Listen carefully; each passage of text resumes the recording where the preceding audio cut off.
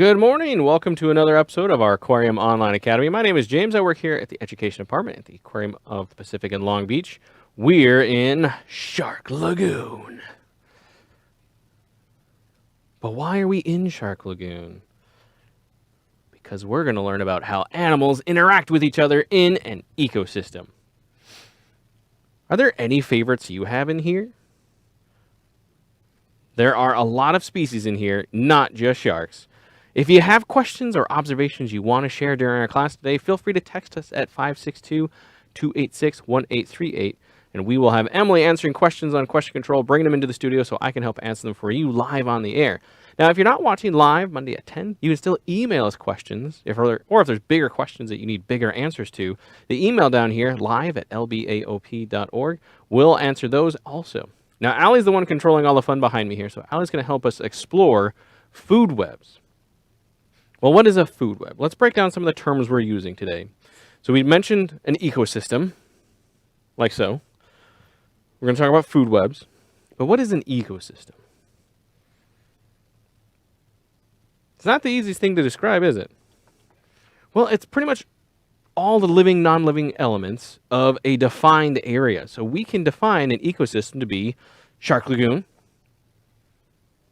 the surface of your eyeball, the stuff inside of us, the things living on my hand. This gets weirder every minute. Well, it really depends on what you want to define as an ecosystem. You can define an entire ocean as an ecosystem, or a very small space that we have recreated to look like the ocean. So, all the living and non-living parts. Well, let's think of what's not living in here. Now, not something that has passed away, but things that were never alive.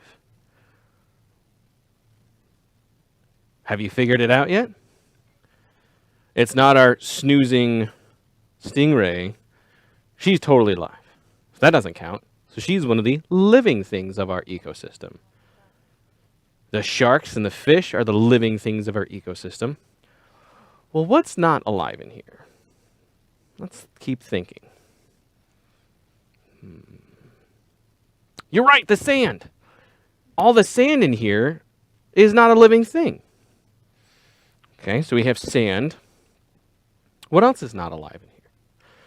Well, this one's kind of a tricky secret. Shh, don't tell the fish. All of this coral is technically not alive. This is all replica coral. So since it's a replica, it doesn't count as a living thing. It's a non-living part of our ecosystem then. But if it were live, real coral, then it'd be one of the living parts of our ecosystem, unless it was a leftover piece of coral and you had only the exoskeleton left behind, because they actually grow a stony skeleton. So coral kind of get this weird in-between role. All right, but what else is not alive here?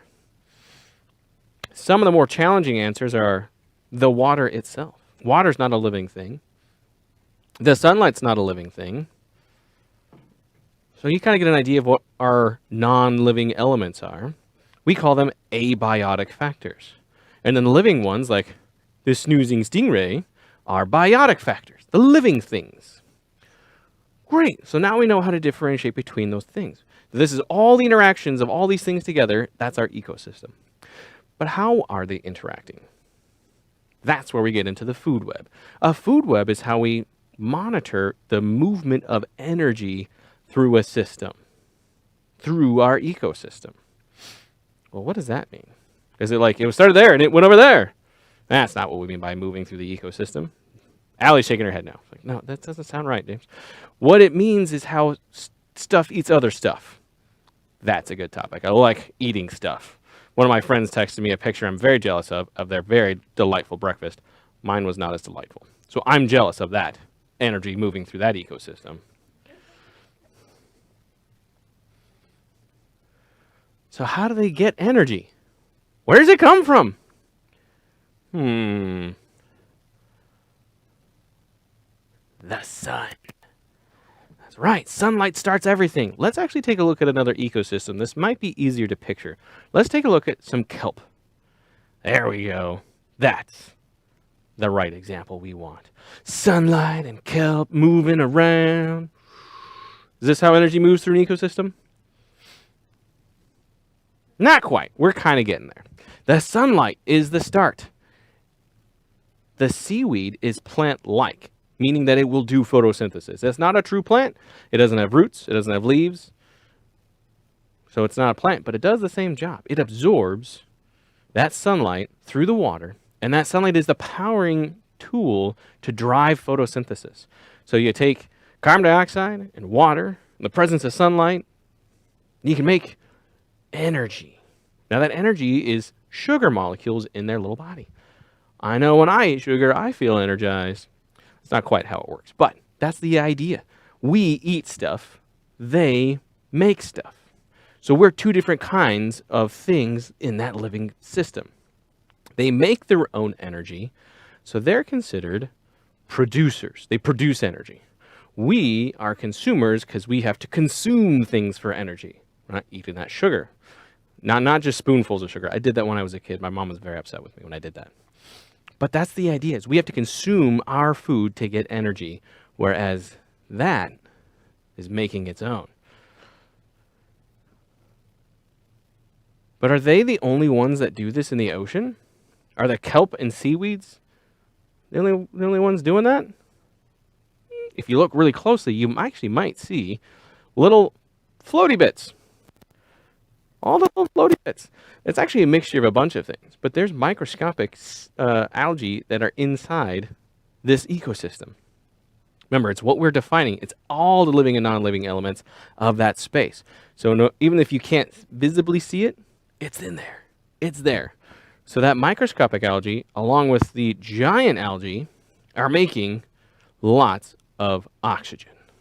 So that's the other thing that happens during photosynthesis. It makes energy for itself and oxygen for all living things. We really rely on the oceans to make most of our oxygen. Over half of all the oxygen on the planet comes from the ocean. That's a pretty important job for seaweed and microscopic algae. The trees get all the credit, but they're doing more than half the work. So make sure to think an algae next time you see it on the beach. It smells funny, but you can think it later. All right, so that's the start of our system. They make oxygen for everybody. They are absorbing carbon dioxide. But how do we get their energy? We have to consume it. You're right. Well, let's take a look at some animals that are interacting with seaweed. Very different scene. This is our live seaweed habitat called Blue Cavern. Now, this is a replica based off an actual dive site on Catalina. So the real Blue Cavern does have rocks and seaweed and fish galore, even little sharks over here. Not as wavy as that last video, but that's okay, because not everywhere in the ocean are there lots of waves. So now how are these animals interacting? How is the energy passing between them? Do you see any of them eating the seaweed? I see some hiding in the seaweed. These little blacksmith fish like to hide in the seaweed. Our leopard shark is hanging on the ground. So how do they get the seaweed's energy? They just like rub it on themselves like soap? No, there's something else in between the fish and the seaweed. There's lots of little organisms that can eat the seaweed. Can you think of anything that eats seaweed? Well, Zoe's asking about how that works. Zoe asked, if kelp absorbs light from the sun, how does it get in the fish? Let's take a look at some examples of that. Organisms that eat seaweed. Did you think of any yet? Well, besides us, we do that. We will eat seaweed quite often. But there's a creepy little crawly animal that looks like a pincushion that eats lots of seaweed. Let's take a look at the sea urchins. Sea urchins are one example of an animal that eats seaweed. In fact, it's sitting on a piece of seaweed right here. So urchins are one part of this web. Now, a web involves lots of connections. So let's focus on one string of connections for now. One food chain. A group of all the food chains makes your food web. So let's break down the examples. We have our producer, the seaweed. We have our first consumer, or primary consumer, the sea urchin. Sea urchins love to eat seaweed, so much so that they actually will mow down an entire kelp forest if there's too many urchins. Well, they're not the only thing that eats seaweed, but we're going to stick with this one line of who eats what, right? So we have the seaweed, we have the urchin, but then how do we get the urchin's energy? Well, maybe not us specifically, but how does everybody else get that energy? Something has to eat the urchin then too, doesn't it? Well, who likes to eat urchins? Do they look super appetizing the way they are? If you know what's inside, maybe. The very first organism to figure out how to eat them must have been testing out something, because they don't exactly look tasty. All of these spikes help protect them from a lot of their predators. They also have feet all over their body to help grab onto things so they can crawl around to try and avoid predators. Well, in Blue Cavern, there's actually a pretty interesting animal that eats sea urchins. It's called a California sheephead wrasse. So this is the next part of this line. The sheephead wrasse, at least when they're very large male adults, they have very big, powerful jaws. They still have pretty big teeth in there. So this young male could still probably eat sea urchins. So that's how it's getting energy that started in the kelp. That went into the sea urchin, that's now in the sheephead wrasse. Well, then what? What could possibly eat a sheephead wrasse? There's always a bigger fish. At least that's the story, I'm told. So another larger fish could consume them. People will fish for sheephead. So there's other organisms up the chain that will be eating the next thing down that ate the urchin, that ate the seaweed.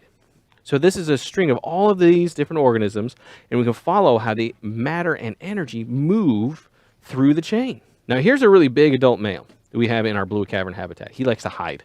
So the big males are noticeable by their big honking heads, and their tails actually change shape a little bit too. So if you're looking at a sheephead wrasse, the California sheephead kind of looks like a pink Oreo, at least on the males, but then their tail gets real big, and their forehead and their chin get real big too. Now they love to just crunch open those urchins, and they eat the insides, mostly the eggs, because there's not a lot of other organs and meat to an urchin, but there's a lot of eggs inside the females that are very nutritional. That's actually a normal thing in nature. A lot of things eat the eggs of other animals. There's a lot of nutrition in the egg because it's intended to grow babies.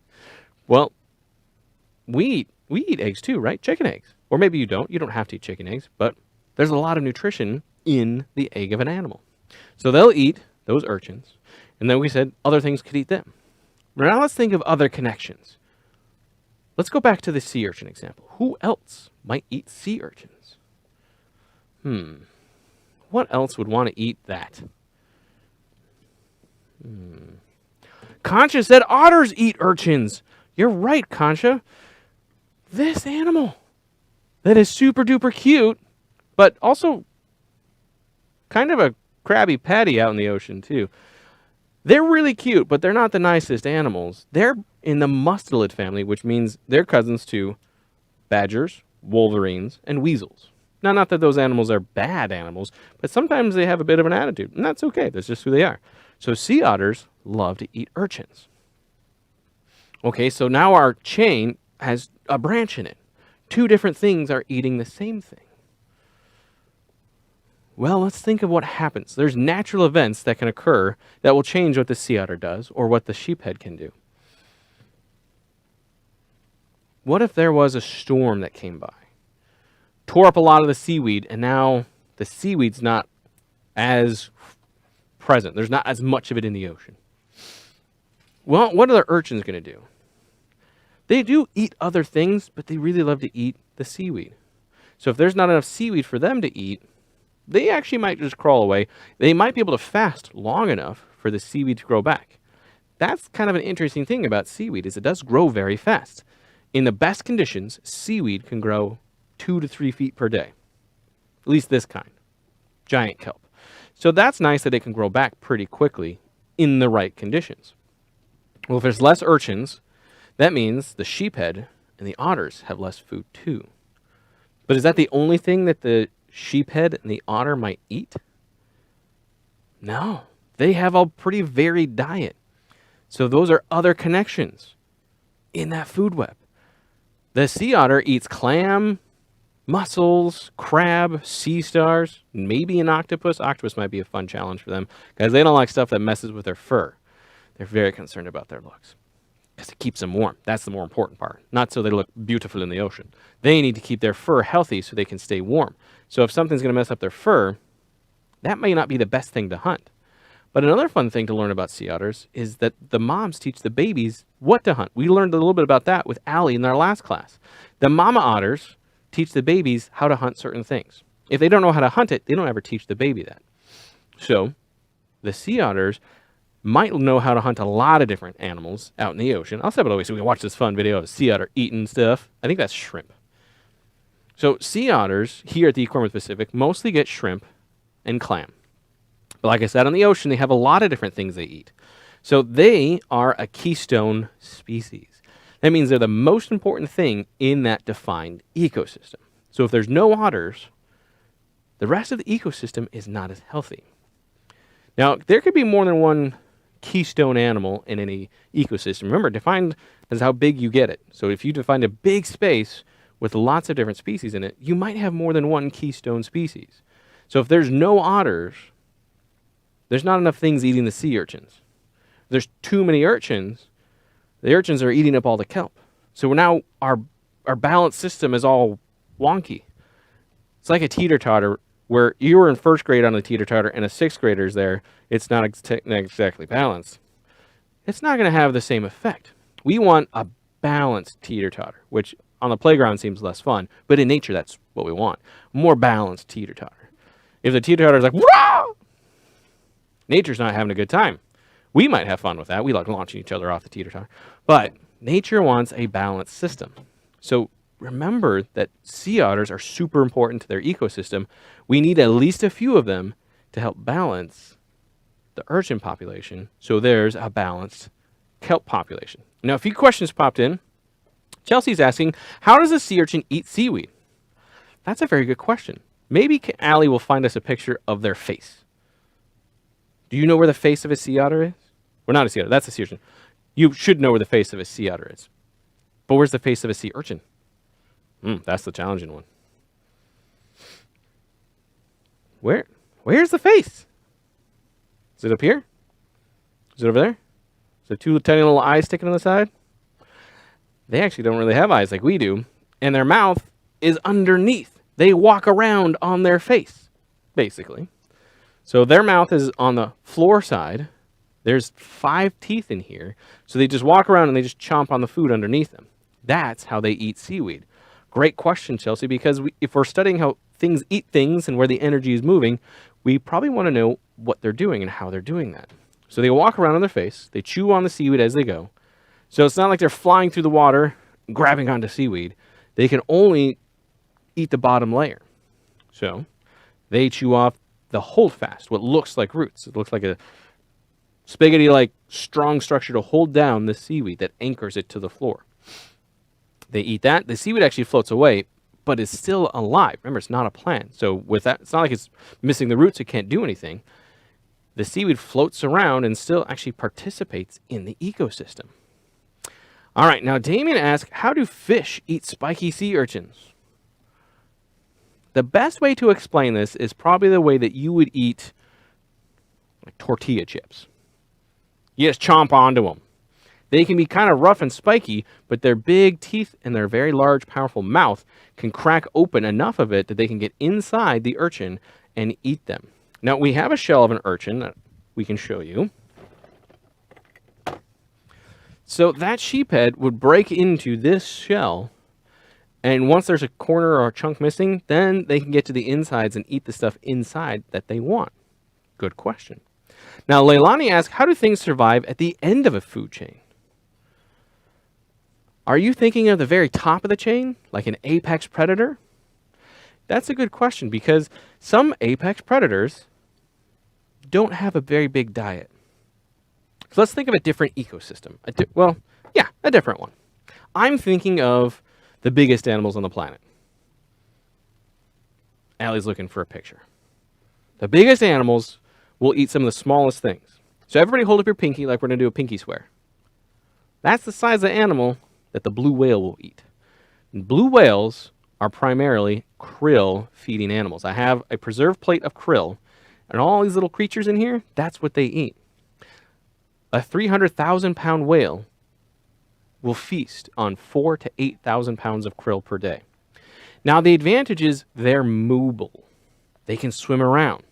So think of how apex predators are eating things in the ecosystem, Leilani. If they have to stay put, like anchored to the floor, they either have to be very opportunistic and eat whatever comes by, or they have to be mobile and find their food in different spaces. So we're learning more and more about how animals do this. So just because you're at the top of the food chain doesn't mean it's easy. Doesn't mean it's difficult either. It really depends on your diet and what you're eating. Some blue whales only eat 2 kinds of krill. Well, the next largest whale, a fin whale, actually eats a lot of different kinds of small fish and krill. Humpbacks will eat small to medium fish and krill. So just because you're bigger doesn't mean you eat the biggest things. Just because you're smaller doesn't mean you eat the smallest things. But also, different species, even in the same group, have a different diet, have a different range of food that they can eat. So generally, if you're out in the ocean or a forest or a desert, the more types of food you could eat, the more successful you can be. Doesn't mean you are unsuccessful if you only eat 2 kinds of krill. Clearly, the blue whales are very successful. But it means there might be more challenges if there's not enough food of one of those few kinds of food items. All right, we had a question come in of how are there plants in the ocean? Good question. Maybe we can see some seagrass too. We'll show you how things in the ocean work out. So we talked about seaweed, which is plant-like. There's also seagrasses that this seahorse likes to hang out with. So seagrasses are one of the few true plants in the ocean. What do plants need to survive? We need sunlight. Something to grow on top of, right? Water. Plants need water. Well, some plants can survive in the ocean. Most of the plants that we think of are freshwater plants that are like in a river or a lake or a pond, or they're on land and rely on rainwater to supply the water that they grow with. So they can survive in a wide variety of ecosystems. There's very few ocean true plants, but there's lots of seaweed and lots of algae in the oceans. Now, Isaac asked from Ritter Elementary, do sea urchins move? They move very slowly. They aren't going to be winning any foot races unless it's the number of feet is the winner, because they have thousands of feet. All over their body, they have little tube feet. Not like tuba or two tubes. Think of having thousands of little straws all over your body with glue sticky ends that you could suck and stick onto surfaces. You can actually see the tube feet sticking out from this urchin all over the place. So they can move like that. They use these to pull themselves along, kind of grab and slowly slide across the surface. And that's how they walk around. But they pretty much like to stay on their face. Now, Mrs. De La O's class is asking how many species of otter are they and do they live very long? Now, is this 13 of all types of otters, Emily? All types, yeah, including river. Only one species. Okay, so here's the thing. Sea otters like this one, there's one species, but there's 3 types. If you include all kinds of otters, like river otters, marine otters, all of them, there's 13 species total. There's only one kind of sea otter with 3 subtypes or subspecies. So ours are the southern sea otters. There's northern sea otters, and the third kind of sea otters over off of like Russia and those at like the very western Pacific region. That's the other kind of sea otter. Now, some scientists don't always agree on how many subspecies there are, so sometimes the numbers change. But including all species, 13. Great question, everybody. Another question from Mrs. De La O's class is, are sharks at the top of their food web? Ooh, let's go back to Shark Lagoon, and let's take a look. Now, there are some sharks that are massively big animals. Like great whites are big sharks. They're not the biggest of the sharks, but they're pretty big, aren't they? They are apex predators. They are at a very top level of a food web. But they're not always the very biggest of animals or the very top end animal in a food web, are they? Well, in this one, we have some pretty medium-sized sharks. So we have our gray reef right there. We We have black-tip reef sharks in here, zebra sharks. But these are all bigger than the average shark. The average shark, over half of all species of sharks, is only this big. Only 3 feet. So if you're only this big, and you're a shark, and there's many bigger predators out there, you may not be at the very top, but you're probably in the upper levels. So some sharks are not at the very top of their food webs. Bamboo sharks, like we have in our touch labs here at our shark lagoon, they look like this. They are the little ones. They're 3 feet. They eat the little crustaceans and little things off the ground. There's a bigger predator that could easily pick them up for food. So the sharks are not always the biggest scary ones. In fact, most sharks are pretty gentle, just lazy animals, just trying to do their own thing. We think of them as really scary things because we've created that idea in movies and TV. But most sharks are pretty gentle animals that are not at the top of their food web. Very good question. There's over 400 species of shark and over 600 species of stingray, their cousins. Great questions. Now, Concho is asking, what if there were too many otters? Has that happened before? Think of anything there's too many of. If there's too many of any part of this system, what happens? Oh, the teeter-totter tips over. It can happen at almost any level. And this actually naturally happens at a certain point. So if you study ecology, chances are you've seen the graph where you look at wolves and elk. And if there's the best conditions, you'll reach what's called carrying capacity. That's the maximum amount of animals of a species you can have in an ecosystem that ecosystem can support. So the sea otters, same thing. If there's the best conditions ever, you will eventually reach the maximum that you can have.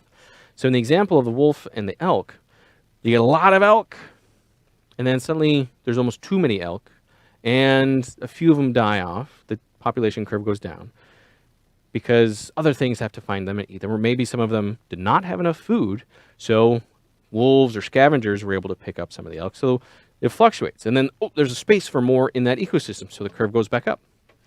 So yeah, I'm sure at some point in history, there's been times where best conditions ever, maximum number of sea otters, not quite enough food for a little while, so the numbers dip down for a little while. And then there's the best conditions, and then it goes back up. We see the fluctuation with their own predators. So while sea otters are apex animals, they do have their own predators out there. There's animals that do try to eat sea otters. So their populations would go up and down too until they reach a balance. So it's never perfectly balanced. The teeter-totter does move around a little bit, but it always tries to find the balance again. It doesn't want to completely go off kilter. So yeah, sometimes there's too many of any one thing. Now currently, sea otters are endangered. So there's not too many of them. And if anything, we want more sea otters out in the ocean. At one point, it was estimated there was over, I think, 300,000 sea otters. And then I think there's at most about 100,000 based off the estimates of some of the scientists studying the areas. There's only about 3,000 sea otters off the California coastline. Now, at one point, there were so few, scientists thought they had gone extinct. There were less than 50 otters across all of California. That's not very many. But thankfully, over the last century, with protections in place, protecting their habitat, their food sources, and the animals themselves, we've been able to help them recover to a point of over 3,000 otters. That's pretty cool. So there could be more. There are more things we can do to protect them. But currently, we don't have the maximum number we could see out in the ocean. And sometimes that maximum changes because we've changed the system. Now, Danny's asking, do sharks eat sea otters? I think there are some reported cases. I don't know for sure. But a shark is a potential predator of a sea otter. Actually, Southern California is the nursery for great whites. We should see great whites down in Southern California, which means we should also see some big adults. One of the biggest great whites recorded on video was seen off the coast of Catalina. So potentially, some really big predators could be catching otters. Also, orca might catch sea otters too. There's at least 2 recorded cases of orca hunting sea otters. So, even though they're an apex animal, they're the keystone species, something still tries to eat them too at some point in their life. Now, Zoe's going to get the last question here live on the air. Zoe's asking, if all living things need water, do sea animals need it also, since they live in the water? Very cool question. What do you think? Yes, they do. It just depends on how they absorb that water. So we drink water. Okay, we can't just sit in a swimming pool and be like, I got my water for today. We have to consume it. But animals that live in the ocean, like fish, they can absorb water over their gills. Their body processes water very differently.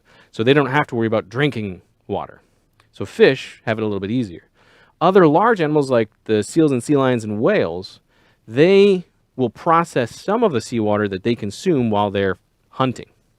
But they also get some of their water content from the food itself. So when we talk about, like, our bodies are about 70% water, like 70% of things going on are water molecules.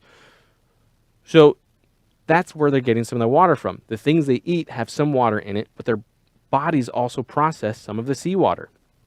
Great question, Zoe. Now, don't forget, if you have more questions, you can still email us at live@lbaop.org, and we'll help answer some of your questions. Teachers, if some of your students were watching, text us how many of your students were watching and hanging out with us today. We'd like to monitor this so that we can do more to help serve our educators that are out watching our free Aquarium Online Academy programming. Well, thank you from all of us here at the Aquarium of the Pacific today. We'll see you again on Wednesday for more of our Aquarium Online Academy.